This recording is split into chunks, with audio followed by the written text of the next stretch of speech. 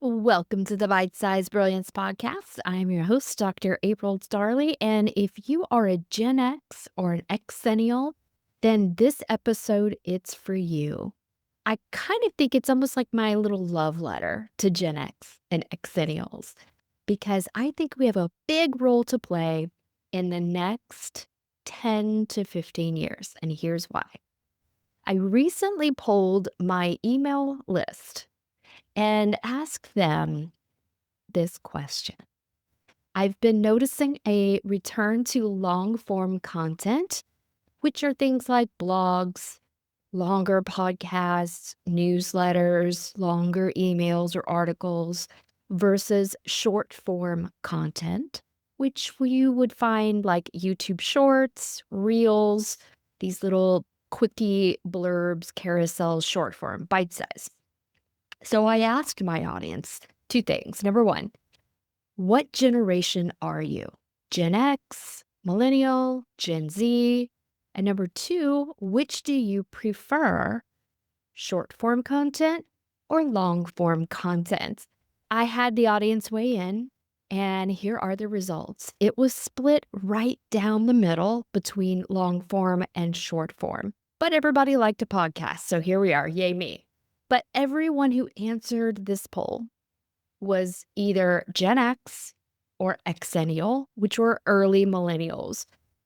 The Generation X time period, I think, is about 1960 to 1980. So if you were born between like 80 to 82, or some people stretch it out to 84, then you get a separate sub-bracket called X-ennial because you grew up in both the digital and had a little bit of analog experience. Now, with the rise of AI doing so many different things and the internet taking off, it's literally changed the way our brain perceives the world. When I went to medical school, it was 2007. That was the first year that I had a laptop. That was the first year I did Facebook. I'm still on MySpace. Y'all, I love MySpace. You got to design your background. You got to put your own music on there. You got to rank your top 5 friends. And you were always checking your friend's profile to see if you made the top 5. So, hey, if your friends weren't acting right, you could bump them down the list. Check yourself before you wreck yourself, friends. But it was great because you got to combine a little bit of the internet with your own creativity, and it was fabulous. And MySpace just wasn't really a thing, at my school. So, in med school, my fellow classmates who were a bit younger than me introduced me to Facebook. Later on that year, the first iPhone came out. You guys, I had a flip phone Nokia, like dumb phone, right? It's where we had to press multiple keys to get the right letter. But those dumb phones and those experiences, I also did not even have a laptop until I went to med school, and they had put it on there. That was in the intake paperwork. It's laptops are required because everybody in my undergrad, we all took notes by hand. I think maybe there were less than 5 people in any given class that actually had a laptop. Everybody else was doing things by hand. And your brain likes that because it exercises your brain. Gen X and X-ennials, we got our dopamine in a long form content kind of way. So, for example, your favorite show is going to come on Friday evening, and there were no reruns. There's no streaming on demand. You either sat your butt in front of that TV on Friday or you missed your show and you had to go to school on Monday with agonizing regret because your friends were going to be talking about your favorite show. It created this anticipation. And when it comes to our dopamine in a long form content kind of way, you have a cue, a habit, and a reward. So the dopamine gets pumped out in anticipation of the reward and when the actual reward is given.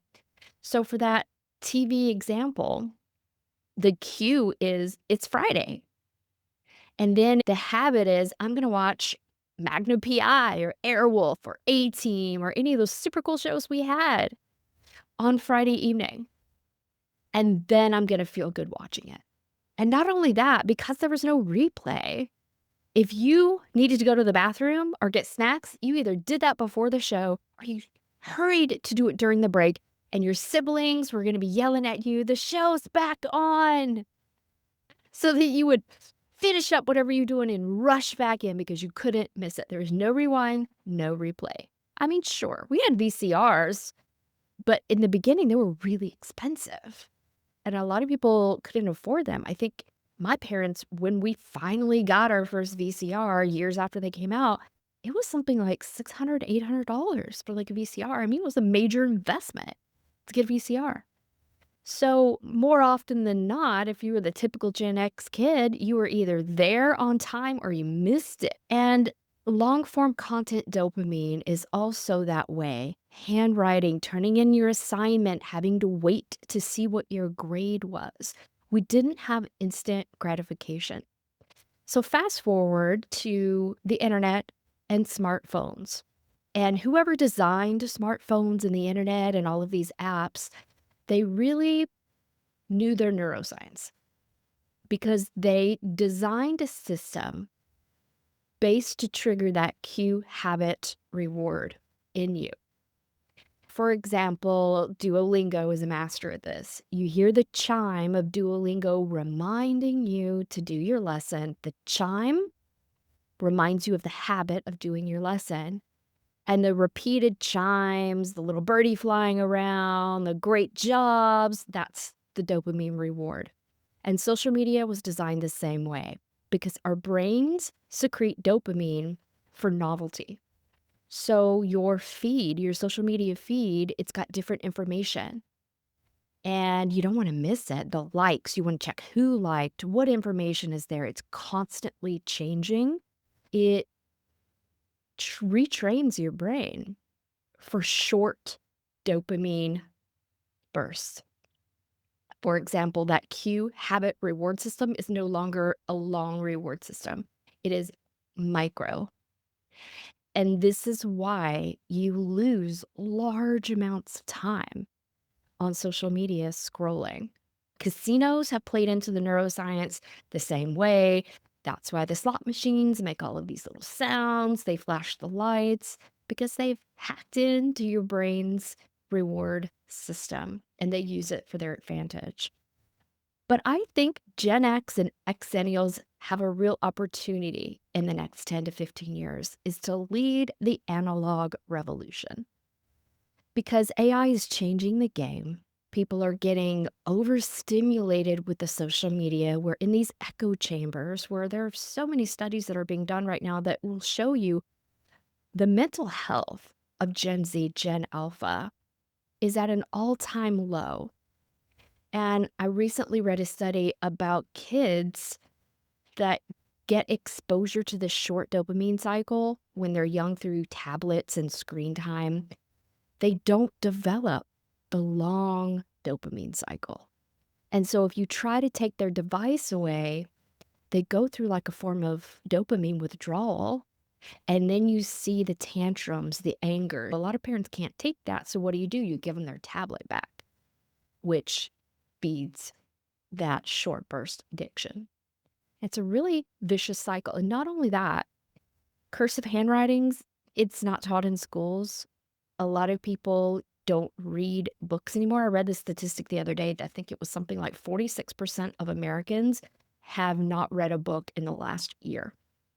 And then when was the last time you did any significant amount of handwriting? My one-on-one clients know that I handwrite my notes. So I get a lot of handwriting practice every week. And then I have been learning Italian for the last 3 years. And I just started taking chess lessons. Because if you don't use it, you lose it is kind of a real thing for your brain. And a lot of people right now who may be struggling with memory and focus and stress, you have these changes that are going on in your brain right now. And brain training is a way to help that. So here's what I would recommend to you. Learn a new language, learn a new skill, read a book because your brain secretes dopamine with novelty. And long form content is going to keep you off the screens, but you may have to deal with the addiction of reaching for your screen. Even I still struggle with this sometimes. I will read for like an hour and then I'll get this almost like a compulsion that I need to check social media for like 5, 10 minutes. Sometimes half an hour. I get caught in that cycle too because we've been trained that way since the first smartphone came out and everybody got laptops, right? But I am seeing this exciting new resurgence among Gen Z is that they realize that they are losing their ability to relate to one another. This is why dating is really hard because you live in this echo chamber. The dating apps are a lot like social media. You're just getting fed this information that may not be actually true, but the algorithms trick you into believing that these things are true. Gen Z is realizing that they're caught in this short dopamine cycle and that they're losing their ability to relate. Some college campuses have started these movements where there are game nights, physical game nights with board games, or people hang out and they discuss a theme like the old salons in Paris, and nobody brings a smartphone. It's like not allowed. And some Gen Z are trying to wean themselves off the smartphone. So they're getting the old flip phones again, the dumb phones, but they're a little half in, half out. Because back in the day, we would map quest and print directions if we really didn't know where we were going, but we had an expanded memory capacity. We had to learn how to read a real map, and we had to learn to pay attention to where we were going. So we used our memories in a long form content kind of way. Think about it, guys. We used to remember phone numbers, all the phone numbers of our friends. We had it memorized. How many people do you know right now that have even one phone number memorized? Like, even if they got into a jam, they don't know who to call. This is a thing, and we're losing our capacity because we're not brain training enough and we're not doing enough long form, slow content. We've had a little too much short form content. And you can improve your focus. So it's interesting, the people I had reply that said, I love short form content. I knew several of them personally, and I know they've been diagnosed with ADHD. The focus of a neurodiverse brain is different, but even a neurodiverse brain shows changes when they don't work it out. And they've definitely done studies that the short-term bursts is still not great for a neurodiverse brain. And neurodiverse brains have differences in their biochemistry to begin with. So everybody's brain is trainable, neurodiverse or neurotypical, but you want to use it so you don't lose it. And right now, if you're struggling with focus, which is what happens naturally when you've undergone chronic stress, digital detox is what I would recommend for you, my friend. Decrease the screen time as much as possible, at least social media. And you may have to set yourself a timer of like 5 minutes so that you don't get caught in that churn of the dopamine cycle where you just lose track of time. So that's what I would recommend. Try to switch back as much as you can to long form content. Handwrite something. Make it an intention to read an actual book. And it's up to you. A lot of people are even saying that reading an actual printed book in a coffee shop without their phones, that's the new flex. That's the new luxury. Analog is the new luxury.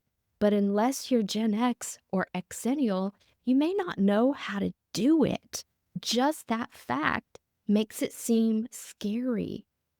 And also, the addictive cycle of the internet and social media is real. Gen X, X-ennials, you have an amazing opportunity right now to step up and lead the way, the analog revolution, if you will, to get us back to where we're talking to each other, where we can leave the house without your phone. Because nowadays, somebody's got one. And if you go to the extra mile to memorize somebody's number, so if you did get in a jam, you can call them. We don't have to drive looking for payphones anymore. Everybody's got a phone now. So you're covered on that. Or kick it old school, print the directions off, handwrite them even better before you go to a place. I just wanted to share that with you. The digital versus analog world, long form versus short form content, but you just need to figure out what works for you. But I do recommend doing some long form stuff, weaning off a dependence on social media. And I saw this headline. I did not read the article because you can just tell it was like a clickbait headline, but it said Gen Z parents are not reading as much to their own children because they find it boring. So is that true or not? I don't know. But if you are a Gen Z parent listening to this, I've read another study that said the overstimulation of the cartoons that we have today. Cartoons today are not like cartoons that we had in the 80s. It was slow moving action, not as many lights, not as many colors, not as many characters. And trust me, the illustrators, the producers, they have tapped into that cue, habit, reward, dopamine system, same way. So this study, these Gen Z parents actually started showing their kids cartoons from the 90s. And they said their kids' behavior changed dramatically, that they weren't as angry or irritable, and they ended up decreasing screen time on their own. They went more for the long form content, the long and slow content of the 90s cartoon versus the fast paced lights, action, a billion different colors of cartoons today. So it's something to think about. If you are a Gen Z parent listening to this, reading shapes the brain in a way that's very complimentary. So if you don't read to your kids, recommend it. And if you don't read for yourself, no matter what generation you are, please do it. Your brain will thank you now and later. Okay, Gen X, X-ennials, you've got a job to do. Gen Z, we see you, we love you, we hear you. Thank you for listening, and I'll see you next week. Goodbye.